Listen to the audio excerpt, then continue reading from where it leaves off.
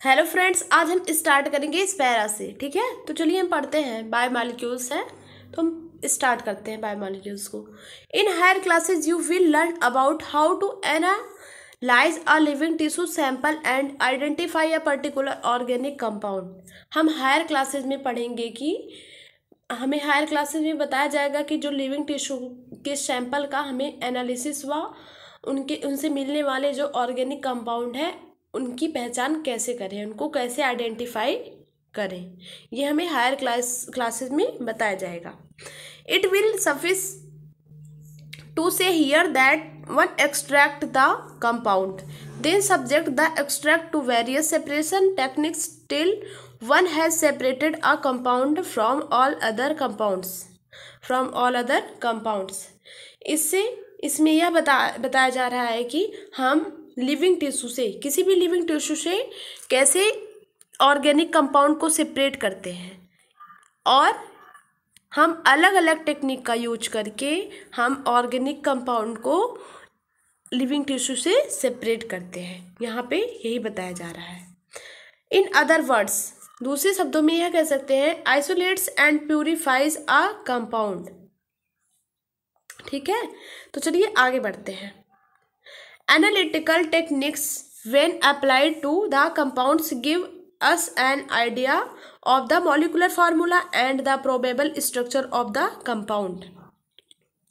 Analytical techniques से हमें यह पता चलता है कि जो हम ऑर्गेनिक कंपाउंड अपने लिविंग टिश्यू में से एक्सट्रैक्ट करते हैं, निकालते हैं, उस ऑर्गेनिक कंपाउंड का एक मॉलिक्यूलर फार्मूला होता है और एक स्ट्रक्चर होता है। कोई भी कंपाउंड हो, जैसे कि मान लीजिए एक CO2 है, ऑर्गेनिक कार्बन कंटेनिंग कंपाउंड है, इसका एक स्ट्रक्चर होता है और मॉलिक्यूलर फार्मूला होता है। ये क्या है? मॉलिक्यूलर फार्मूला है, स्ट्रक्चर और आप बना सकते हैं। ठीक है, स्ट्रक्चर आप बना सकते हैं। ये स्ट्रक्चर है कार्बन डाइऑक्साइड का।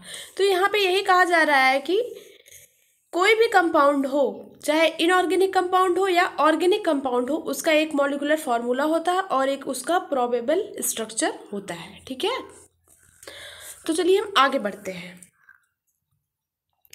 All the carbon compounds that we get from living tissue can be called biomolecules. Living tissue में मिलने वाले सभी ऑर्गेनिक कंपाउंड को बायोमॉलिक्यूल्स कहते हैं। ठीक है, सभी कार्बन कंपाउंड को या ऑर्गेनिक कंपाउंड को क्या कहेंगे? बायोमॉलिक्यूल्स कहते हैं। बायोमॉलिक्यूल्स का मीन्स हमने बताया था, बायो मीन्स होता है लिविंग, मॉलिक्यूल्स मीन्स होता है chemical. Living cells, living tissue में जो भी केमिकल पाया जाता है उनको हम बायोमॉलिक्यूल्स कहते हैं। ठीक है, however living organisms have also got inorganic element and compound in them। इसमें यह कह सकते हैं कि लेकिन जो लिविंग टिश्यू है उसमें इनऑर्गेनिक और ऑर्गेनिक सब कुछ पाए जाते हैं। कोई भी लिविंग ऑर्गेनिज्म है उसमें इनऑर्गेनिक एलिमेंट और कंपाउंड्स सब पाए जाते हैं। How do we know this? हम यह कैसे जान पाते हैं कि उसमें इनऑर्गेनिक और ऑर्गेनिक पाया जा रहा है, इनऑर्गेनिक और ऑर्गेनिक कंपाउंड पाया जा रहा है। A slightly different but destructive experiment has to be done। अब यहाँ पे एक एक्सपेरिमेंट हम करेंगे और उससे पता चलेगा कि हमारे टिश्यू में, लिविंग टिश्यू में कौन कौन सा इनऑर्गेनिक एलिमेंट है और इनऑर्गेनिक कंपाउंड है। ठीक है, ये हमें कैसे पता चलेगा? तो चलिए हम इस एक्सपेरिमेंट को पहले परफॉर्म करते हैं, इसके बाद पढ़ते हैं। तो चलिए हम एक्सपेरिमेंट करते हैं। यहाँ पे हम कोई प्लांट टिश्यू, ये क्या है? प्लांट टिश्यू है। इसके बाद हम एनिमल टिश्यू लेंगे, ये एनिमल टिश्यू है। इसको क्या करेंगे हम? इसमें क्या है? एक ये वेट है इसका। इसमें कोई भी टिश्यू हो उसमें वाटर प्रेजेंट होता है। ठीक है, अब हम इस टिश्यू को क्या करेंगे? ड्राई कर लेंगे, इसको सनलाइट में रखेंगे तो इसमें जो वाटर वेपर है, जो इसमें वाटर प्रेजेंट है वो वेपर फॉर्म में इवेपोरेट हो जाएगा। क्या हो जाएगा? इवेपोरेट हो जाएगा। इवेपोरेट हो जाएगा। क्या इवेपोरेट हो जाएगा? वाटर। टिश्यू में जो वाटर प्रेजेंट है वो इवेपोरेट हो जाएगा। इसके बाद हमें क्या होगा, क्या मिलेगा? ड्राई। ये टिश्यू जो हो जाएगा वो ड्राई हो जाएगा। ठीक है, तो हम क्या करेंगे, इस ड्राई को, जो ड्राई वेट है, ड्राई वेट को हम क्या करेंगे? बर्न कर देंगे। क्या कर देंगे? बर्न कर देंगे, जला देंगे। अब बर्न करने के बाद जो इसमें ऑर्गेनिक कंपाउंड प्रेजेंट है वो ऑक्सीडाइज हो जाएगा। ऑर्गेनिक कंपाउंड जो कार्बन कंपाउंड है वो क्या हो जाएगा? ऑक्सीडाइज हो जाएगा। ऑक्सीडाइज हो जाएगा। ऑक्सीडाइज में क्या होगा? जो इस CO2 है, CO2 वाटर वेपर, CO2 और वाटर वेपर गैस फॉर्म में,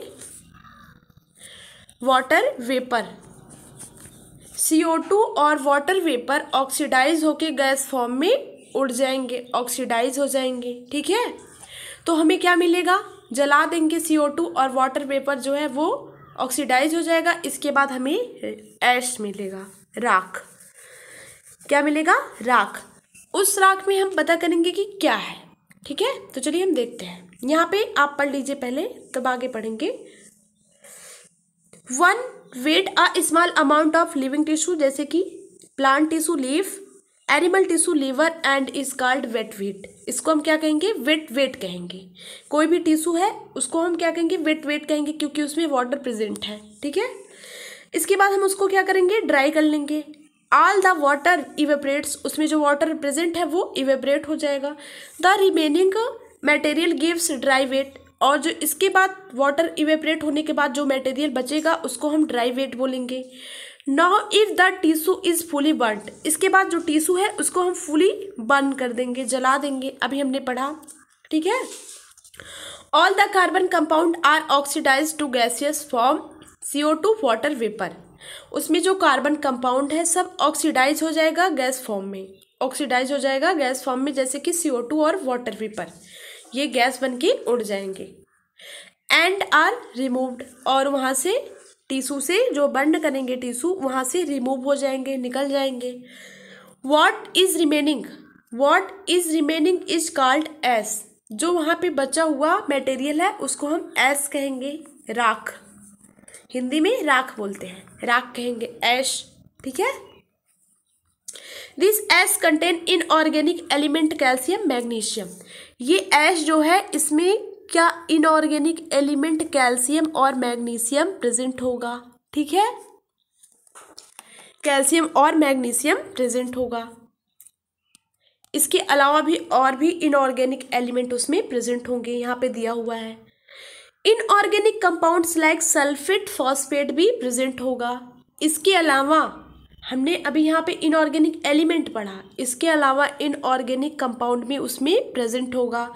इनऑर्गेनिक कंपाउंड जैसे कि सल्फेट SO4-2, फॉस्फेट PO4-3, ठीक है, ये प्रेजेंट होगा। Are also seen in the acid soluble fraction. ये जो इनऑर्गेनिक कंपाउंड है ये एसिड सॉल्युबल फ्रैक्शन है। एसिड सॉल्युबल हमने कहाँ पढ़ा था? फिल्ट्रेट को एसिड सॉल्युबल बोला था, जो कि एसिड में डिसॉल्व हो जाते हैं, उनको हम एसिड सॉल्युबल फ्रैक्शन बोलते हैं। तो सल्फेट और फॉस्फेट क्या है? एसिड सॉल्युबल है। ठीक है, तो चलिए हम आगे पढ़ते हैं। Therefore elemental analysis gives elemental composition of living tissue in the form of hydrogen, oxygen, chlorine, carbon. Hydrogen, oxygen, chlorine, carbon, इस फॉर्म में हमने एनालिसिस किया। ऑर्गेनिक कंपाउंड हमने जो जो अभी पढ़ा है, जो भी ऑर्गेनिक कंपाउंड है उसमें carbon, hydrogen, oxygen, chlorine, carbon ये सब प्रेजेंट है। ठीक है, एंड जैसे कि हमने फिगर 9.1 टेबल जो हमने पढ़ा था उसमें ये सारी जो सारे एलिमेंट है सब उसमें प्रेजेंट थे। ठीक है, इनऑर्गेनिक कंस्टिट्यूएंट 9.2 टेबल 9.2 पढ़ेंगे, उसमें इनऑर्गेनिक कंस्टिट्यूएंट दिए हुए हैं। ठीक है, टेबल 9.1 में ऑर्गेनिक दिए हुए थे, अब 9.2 में इनऑर्गेनिक कंस्टिट्यूएंट दिए हुए हैं। तो चलिए हम पहले इस टेबल को पढ़ लेते हैं।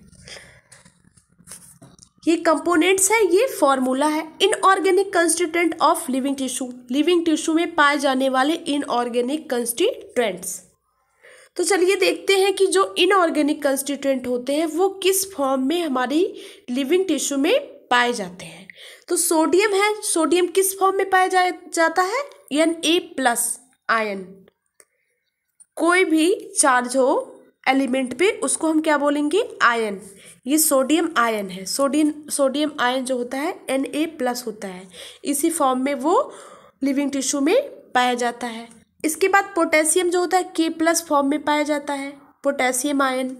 कैल्शियम Ca+2 कैल्शियम आयन में पाया जाता है।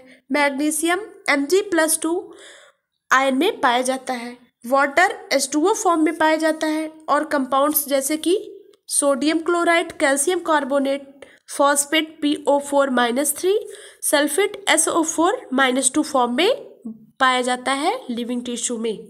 ठीक है, तो चलिए हम आगे पढ़ते हैं। From a chemistry point of view, one can identify functional group aldehyde, ketones, aromatic compounds. Chemistry के पॉइंट ऑफ व्यू से फंक्शनल ग्रुप जैसे कि aldehyde CHO, ketones CH3CO, CH3 और एरोमेटिक कंपाउंड्स एक्सेट्रा सब होते हैं। ठीक है, but from biological point of view, लेकिन बायोलॉजी के पॉइंट ऑफ व्यू से हम देखें तो बायोमॉलिक्यूल्स को एमिनो एसिड, न्यूक्लियोटाइड बेसिस और फैटी एसिड एक्सेट्रा में क्लासिफाई किया गया है। ठीक है, तो चलिए हम पढ़ते हैं एमिनो एसिड को। एमिनो एसिड क्या होता है? ये एक मोनोमर होता है। कई ढेर सारे एमिनो एसिड, मान लीजिए एक अमीनो एसिड, दो amino acid, amino acid, amino acid, amino acid, amino acid, ये सारे एमिनो एसिड मिलके एक चेन तैयार करते हैं। सब एमिनो एसिड का एक चेन है। यही चेन मिल जाते हैं तो एक प्रोटीन का फॉर्मेशन होता है। ठीक है, प्रोटीन कैसे बनता है? मोनोमर ऑफ एमिनो एसिड से बनता है। ठीक है,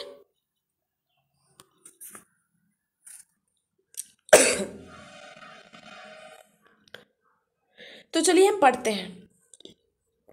amino acid are organic compounds containing an amino group and acidic group as substituents on the same carbon, the alpha carbon. इसमें ये कहा जा रहा है कि एमिनो एसिड जो होता है एक ऑर्गेनिक कंपाउंड होता है। ठीक है, ऑर्गेनिक कंपाउंड होता है। एमिनो ग्रुप और ऑर्गेनिक कंपाउंड जैसे कि कार्बन, ये कार्बन है, इसमें एक एमिनो ग्रुप जुड़ा होगा। ठीक है, जैसे कि NH2 और एक एसिडिक ग्रुप। यहाँ पे देखिए एक एसिडिक ग्रुप जैसे कि COOH। रुकिए हम थोड़ा छोटा लिखते हैं। ये कार्बन है, यहाँ पे एक एमिनो ग्रुप NH2, एक एसिडिक ग्रुप COOH जुड़ा होता है। ठीक है, तो इस कार्बन को हम अल्फा कार्बन बोलते हैं। एक ही कार्बन से जो ग्रुप जुड़ा होता है उसको हम क्या कहते हैं? अल्फा कार्बन कहते हैं। तो ये अल्फा कार्बन है, इससे एक एसिडिक ग्रुप, एक एमिनो ग्रुप जुड़ा हुआ है सेम कार्बन से। ठीक है, hence they are called alpha amino acid. इसको हम अल्फा एमिनो एसिड भी कहेंगे। They are substituent methanes, therefore are 4 substituent groups occupying 4 valency of position. यहाँ पे एक कार्बन जो होता है इसकी 4 वैलेंसी होती है, ये 4 बॉन्ड बनाता है। ठीक है, इसकी वैलेंसी जो होती है 4 होती है। तो यहाँ पे ये एमिनो ग्रुप से जुड़ा हुआ है, यहाँ पे एसिडिक ग्रुप से जुड़ा हुआ है। एमिनो ग्रुप, एसिडिक ग्रुप, इसके अलावा हाइड्रोजन, एक हाइड्रोजन से जुड़ा रहता है और चौथी जो वैलेंसी होगी वो आर ग्रुप, कोई भी आर ग्रुप से जुड़ा रहता है। ठीक है, these are hydrogen carboxyl group, amino group, and variable groups designated as R groups. यहाँ पे ये कह रहे हैं कि अभी हमने जो बनाया था कार्बन है, इससे एक एसिडिक ग्रुप जुड़ेगा, एक एमिनो ग्रुप जुड़ेगा, एक हाइड्रोजन जुड़ जाएगा और एक जो होगा वेरिएबल होगा, इसमें आर ग्रुप जुड़ेगा। ठीक है, आर ग्रुप में या हाइड्रोजन जुड़ेगा या मीथेन जुड़ेगा या कोई भी एल्कोहलिक ग्रुप जुड़ेगा। ठीक है, वो एक ग्रुप जो होता है वो वेरिएबल ग्रुप होता है। तो अभी हम आगे पढ़ेंगे अच्छे से तो हमें समझ में आएगा। Based on the nature of R group there are many amino acids. R group के नेचर पे डिपेंड करता है कि एमिनो एसिड कितने होते हैं। ठीक है, आर जितना वेरी करेगा उतने ही एमिनो एसिड बनते चले जाएंगे। However those which occur proteins are only of 20 types. Amino acid जो होते हैं वो 20 प्रकार के होते हैं। ठीक है, 20 टाइप्स होते हैं एमिनो एसिड के। तो चलिए हम पढ़ते हैं। The R group in this proteinaceous amino acid could be a hydrogen. The amino acid is called glycine. अब यहाँ पे आप समझिए, अभी हमने पढ़ा एक कार्बन होता है अल्फा कार्बन। ये क्या है? Alpha carbon. इससे यहाँ पे हम इसको पढ़ रहे हैं कि यहाँ पे क्या दिया हुआ है। ये अल्फा कार्बन है, इस अल्फा कार्बन से एक एमिनो ग्रुप जुड़ा हुआ है और हाइड्रोजन जुड़ा हुआ है और यहाँ पे एक एल्कोहलिक ग्रुप जुड़ा हुआ है, सॉरी एसिडिक ग्रुप जुड़ा हुआ है। एसिडिक ग्रुप एमिनो ग्रुप जुड़ा है और यहाँ पे एक आर ग्रुप जुड़ा हुआ है, एक हाइड्रोजन है। ठीक है, इस एमिनो एसिड को हम कहेंगे प्रोटीनेशियस एमिनो एसिड। ठीक है, और इस एमिनो एसिड का नाम है ग्लाइसिन। ग्लाइसिन। ठीक है, तो चलिए हम आगे बढ़ते हैं। अब मिथाइल ग्रुप एलानिन। इसके अलावा जैसे कि हमने ऐसे सेम रहेगा, बस उसका एक ग्रुप वेरी करेगा। आर ग्रुप जो है वो वेरी करेगा। फिर हम बना लेते हैं एलानिन। कार्बन अल्फा कार्बन, इससे एमिनो ग्रुप जुड़ा हुआ है NH2, एक एसिडिक ग्रुप COOH, यहाँ पे कार्बन, फिर यहाँ पे एक मिथाइल ग्रुप CH3। ठीक है, ये एमिनो एसिड का नाम होगा एलानिन।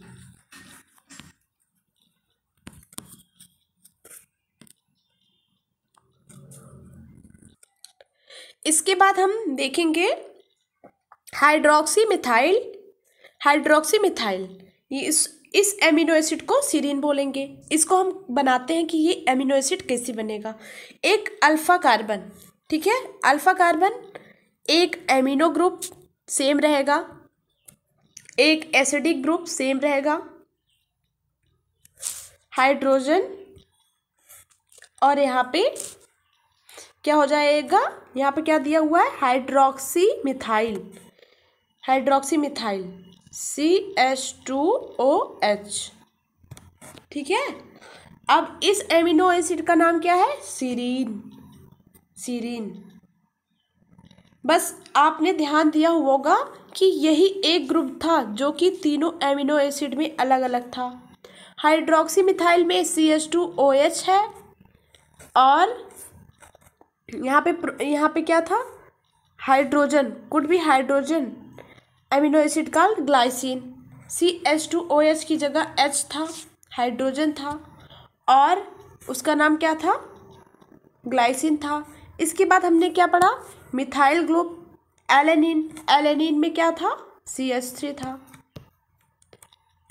था और सीरीन में CH2OH था, ग्लाइसिन में H था। बस यही ग्रुप वेरी कर रहा था और बाकी सब सेम था। ठीक है, एक अल्फा कार्बन से हाइड्रोजन जुड़ा तो ग्लाइसिन, CH3 मिथाइल ग्रुप जुड़ा तो एलानिन, हाइड्रोक्सी मिथाइल जुड़ा तो सीरीन, ठीक है। ये एमिनो एसिड है, एमिनो एसिड की नेम है। एमिनो एसिड जो होते हैं वो 20 टाइप के होते हैं। तो चलिए हम आगे पढ़ते हैं। आगे हम पढ़ेंगे the chemical properties, chemical and physical properties of amino acid are essentially of the amino carboxyl and R functional group based on number of amino and carboxyl group there are acidic.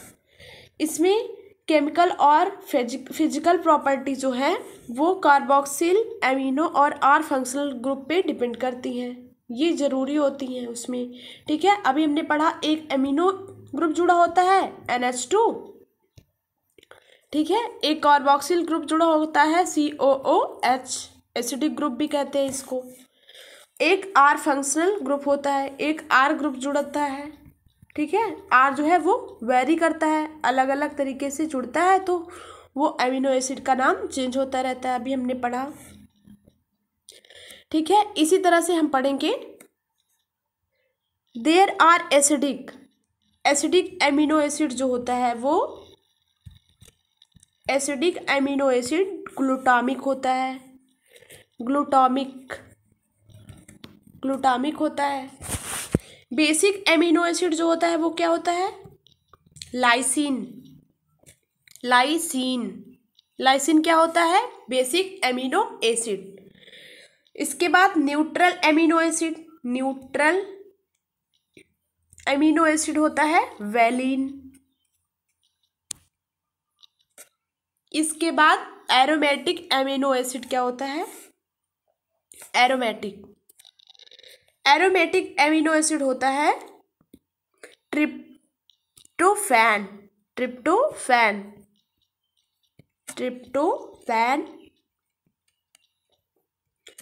Tyrosine, phenylalanine,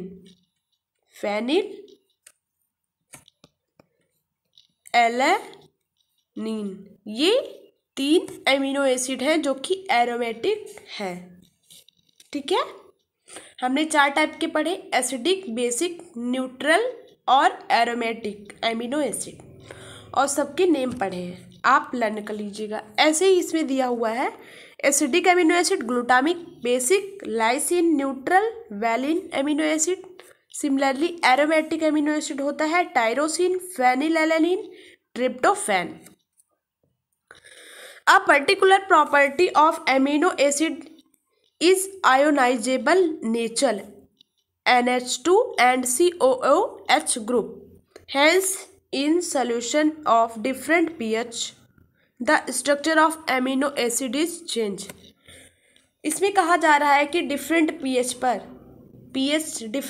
pH पर जो amino acid का structure होता है वो change होता रहता है, ठीक है। तो यहाँ पे है जिबिटर आयन क्या होता है, जिबिटर आयन को हम क्या कह सकते हैं, हाइब्रिड आयन।